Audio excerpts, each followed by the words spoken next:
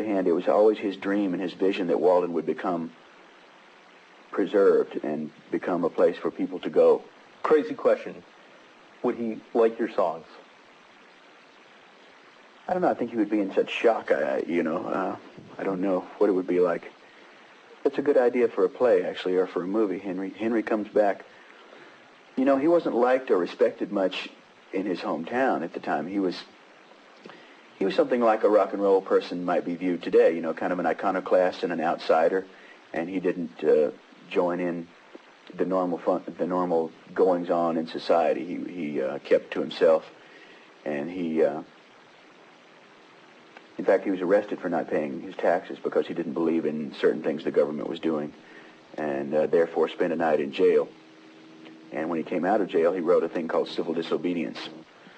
Thoreau also prized individuality, self-reliance. He denounced materialism. How have you adhered to those principles? Well, I live a relatively modest life. I don't go in for a lot of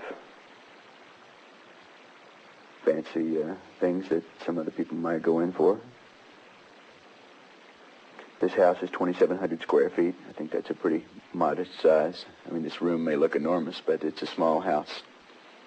I have 2 pickup trucks and a car. I try to keep it down. I live a comfortable life. You know, I believe in being comfortable, especially in the big city. Hard to isolate yourself from all the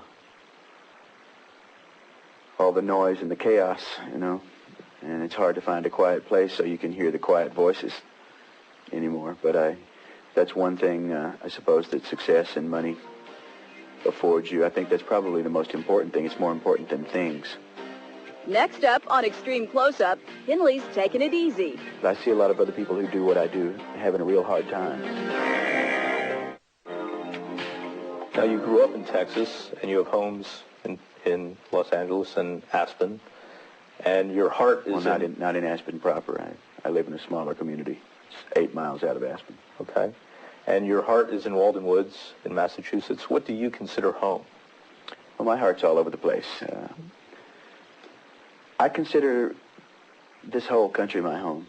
That's the wonderful thing about being in the business I'm in. I've traveled around for the past 25 years now, and I pretty much know every city like the back of my hand. You know, I know people in every city. I know where the food is. I know the museums. I know the farmers markets. I know the galleries.